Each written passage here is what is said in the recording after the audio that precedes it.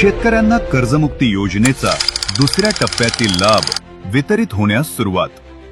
पुण्यश्लोक अहिल्यादेवी होळकर शेतकरी कर्जमुक्ती योजना 2026 अंतर्गत आज दुसऱ्या टप्प्यातील 6,36,036 पात्र शेतकऱ्यांना 5,086 कोटी रुपयांच्या कर्जमुक्तीचा लाभ देण्यात येत आहे.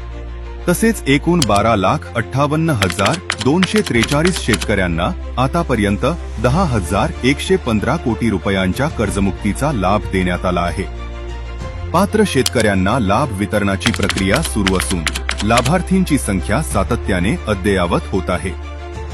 योजनेची संपूर्ण प्रक्रिया अतिशय पारदर्शक असून मुख्यमंत्री महाराष्ट्र राज्य यांच्या मार्फत नियंत्रित केली जात आहे.